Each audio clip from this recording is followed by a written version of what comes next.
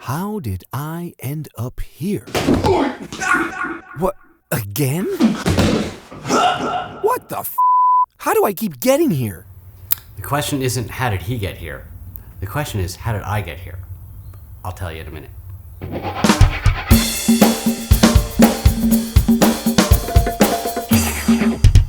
Hey, Ando again from Happy Life Martial Arts. And look who's back. It's Sifu Matt of the Rising Fist Kung Fu Sansu School. And Sifu, I have a question for you today. A lot of people think that so-called fancy techniques, even wrist locks, hip throws, all kinds of different tie-ups, just don't work in the real world. We've had this discussion many times. What is your answer to the people who think fancy moves don't work? I think the question isn't about whether or not fancy moves work. The question is, did you work? Did you work? Did you work? Because you're not going to do anything that you haven't practiced. Not because you don't believe yourself, but because your body doesn't believe your brain. And if your body doesn't have faith in a movement, it won't do it no matter what you want. It'll just stop.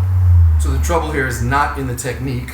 You're saying that the problem is within ourselves. Yes, I am. Yes, I'm saying. Not having done enough work. Correct. You don't believe, your body doesn't believe in the thing you're asking it to do, and therefore it will stop. So how do you get your body to believe in your so-called fancy techniques? Work.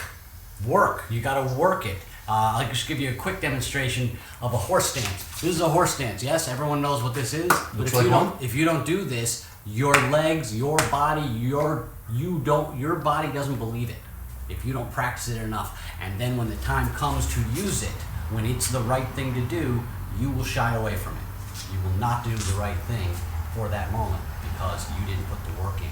And you can't fool yourself. You can't fool yourself. I like that.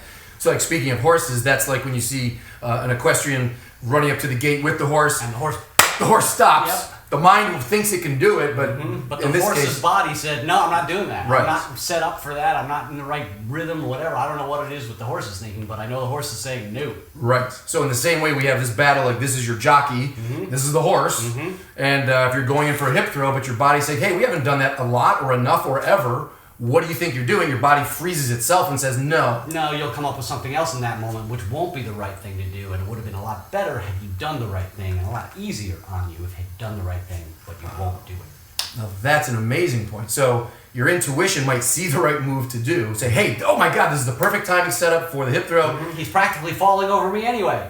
And you still won't do it because you don't believe it, or your body doesn't believe it. Right. And even if you force yourself, your body to do it, you probably aren't skilled enough to carry it through and make it work. Then you just do it wrong. It's going to fall apart anyway. So it's a disaster. Yeah. So what is the recommendation you can give to anybody? This seems to apply to any style, whether you're just trying to throw head kicks, or you're doing tricking, or you're doing an involved submission in BJJ. What's the standard advice for everybody then? You just have to... I would broaden that out even further to any endeavor, any art even. If you want to dance, if you want to paint, I mean, you're not going to do the thing that you really want to do or you envision if you haven't practiced the skills, the fundamentals, the foundations of those things. That makes sense. So if you want to play piano, play piano. Then work on the thing that you need to work on, or else when you come to that difficult passage, you'll rush through it and it won't sound good. Right. Oh, I think that's very helpful. We get caught up sometimes in looking over the fence at what other people are doing. We have ideas, but it still comes down to execution. You got to just do the work, simplify a little bit, narrow it down to a few things that you can really grind out over and over again. Grind it out. Build up that trust with your body so that under pressure they're there for you, that you can do it. That's right, because it's all about being able to do it under duress, under pressure, as you said. And if you're not going to do something under pressure that you don't believe in, you're going to revert to the thing you know you do well. Absolutely. I think those are golden words. I hope everybody takes that to heart. Sifu, you've been helpful once again. Thank you. Thank you so very much. Glad to. Don't forget, if you like this video, thank you for sharing it and giving it a thumbs up. Until next time, keep practicing. Get down. Get into your practice deeper than you ever have before, so it'll be there for you under pressure. And keep fighting for a happy life.